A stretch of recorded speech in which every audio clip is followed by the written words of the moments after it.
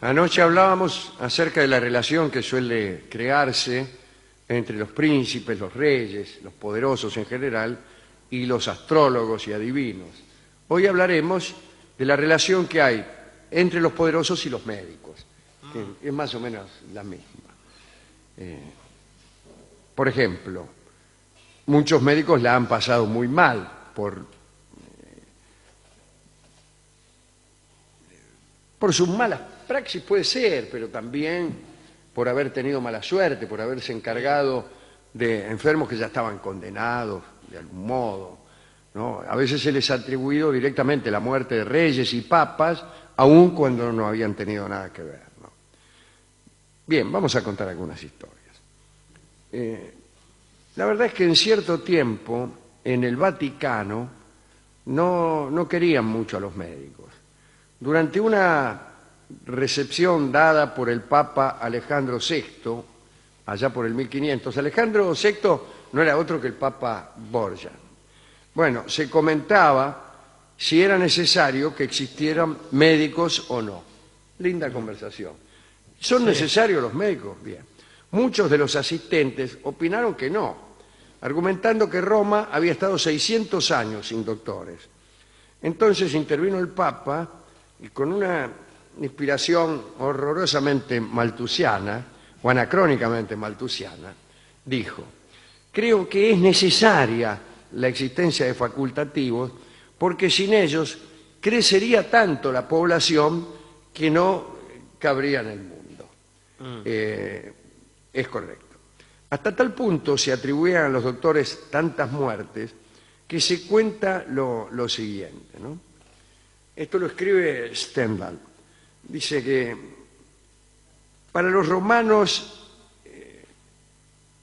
la peor calamidad que habían vivido había sido la de ver suceder al amable Papa León X a Adriano VI, es decir, ver cómo después de León X aparecía un papa como Adriano VI, que no conocía su lengua, que no sentía ningún interés por la poesía y por el arte. Era un tipo muy poco querido. No lo quería. Pero poco después la noticia de la muerte de Adriano fue señal de alegría. El pueblo romano cuando lo quería tan poco, Adriano VI, que cuando murió se pusieron todos muy contentos. Y al día siguiente se encontró en la puerta de la casa del médico de Adriano, Giovanni Antracini, un cartel con esta inscripción: el pueblo romano al libertador de la patria. Extraordinario, ¿no? Habían pensado que seguramente lo había liquidado el médico. En muchas oportunidades al médico de corte se le atribuía la muerte del poderoso, de su paciente. En el siglo XVI, el anatómico Servi, que no es un calzoncillo, sino un señor, no habiendo conseguido la curación de un alto funcionario en Bulgaria, fue destrozado este profesional entre dos planchas de hierro por orden de los hijos del difunto. Ah, de forma literal destrozado. Sí, sí, señor. Usted fue el anatómico que vino a curar a mi padre, bueno, se murió, pum, lo metemos entre dos planchas de fierro y lo hacemos pomada. La prensa. Armando Leo, médico de Lorenzo de Médicis, fue arrojado a un pozo por mandato del duque sucesor de Lorenzo, ¿no? Por no haber evitado la muerte de su paciente. En 1337, Juan de Bohemia mandó que se arrojara a un cirujano al río Oder porque no había sido capaz de curar su ceguera. El doctor Martínez Sobral, que trató a Fernando VII en un ataque de viruela, sufrió tanto durante su trabajo con el rey, es decir, tuvo tanto miedo y tanta ansiedad, que un día dijo: el rey se salva, pero yo muero. Y así sucedió al poco tiempo, se murió el médico de fatiga. Los sacerdotes eran los únicos que estaban libres de todo riesgo en el ejercicio de la medicina, ¿no? Los monjes, en algunas ocasiones, llevaban a cabo operaciones rudimentarias. Sobre ellos, que estaban en contacto directo con Dios, no caía anatema ninguno si tenían algún accidente. Se los desvinculaba de la mala praxis y se aseguraba que era una muerte o un error, ¿no? Pero que había sido decisión divina. De todos modos, los desastres eran tantos que allá por el siglo XIV la Iglesia publicó un edicto que limitaba las prácticas quirúrgicas de los monjes e incluso hasta le prohibían el trato con los restos de los muertos. El Papa Bonifacio VIII decretó que cualquiera que se atreviese a despedazar, discúlpeme, despedar no quiere decir nada, a un cuerpo humano o hervirlo, sería excomulgado. Y usted me va a decir, ¿para qué lo va a hervir? Bueno, Mire, cuando marchaban en las cruzadas, tenían que traerlo, querían traer, era la intención de los que marchaban a Tierra Santa, volver, si alguno se moría, con los restos, con el cuerpo. Pero un muerto es pesado, salvo que usted rescate los huesos. Entonces lo hacían hervir al muerto, se quedaban con los huesitos y los traían, y eran mucho más livianos. Bueno, se prohibió eso. Si lo quieren traer, trae galón, dijeron sí, en la iglesia. crudo. Bueno, un dato curioso de la China.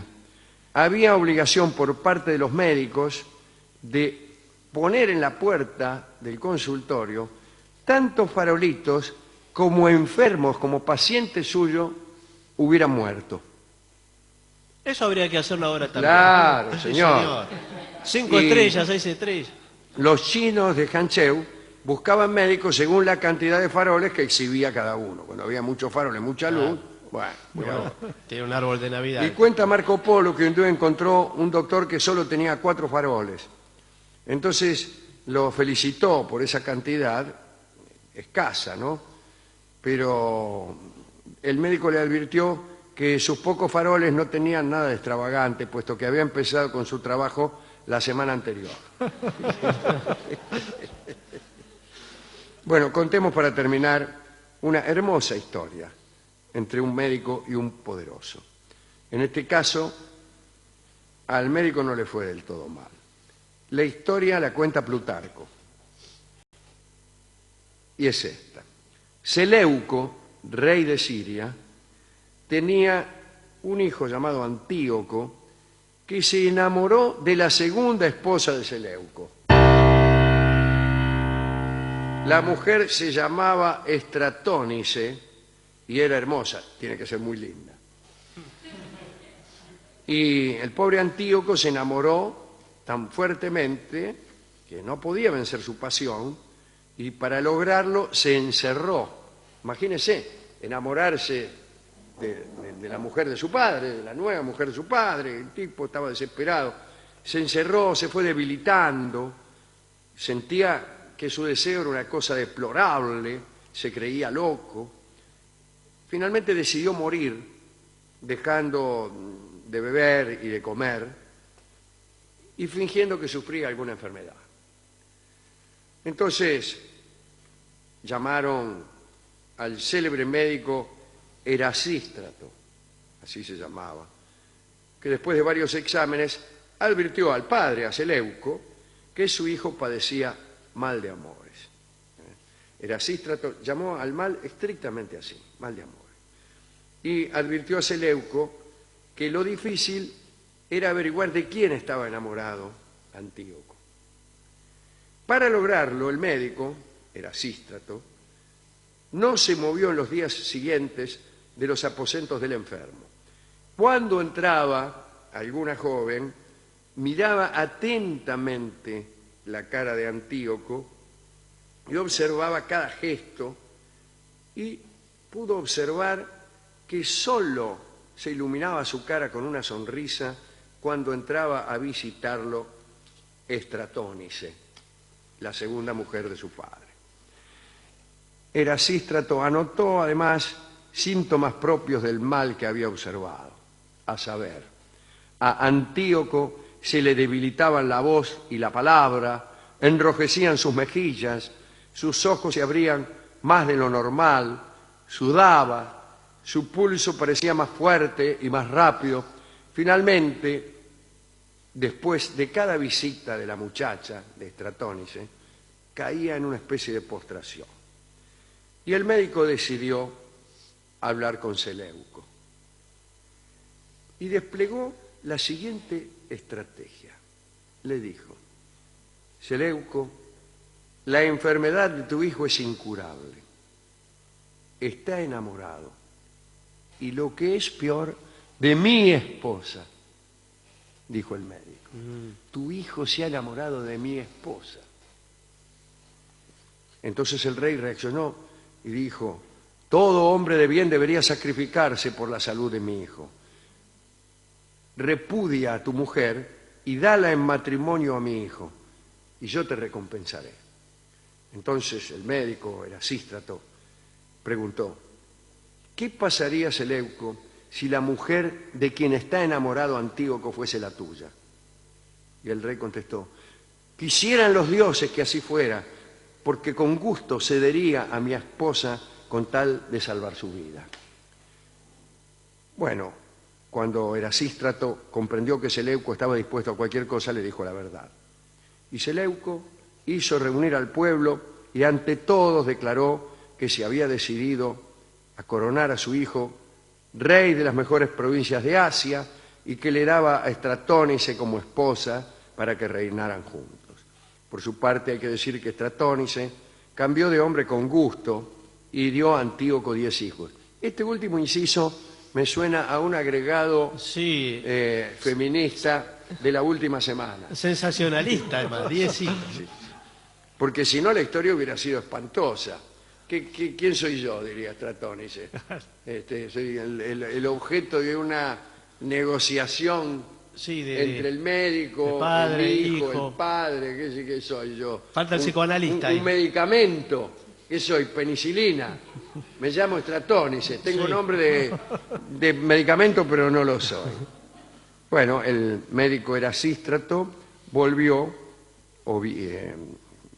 a su casa colmado de riquezas que le regaló el rey. Bueno, no es una mala historia y en cualquier caso el amor paternal no está mal, pero bueno. Sí, tiene, bueno, para trabajar Hagamos, en terapia bastante. Yo he contado esta misma historia hace 10 años y no era necesario hacer esta aclaración. Ajá. Sí.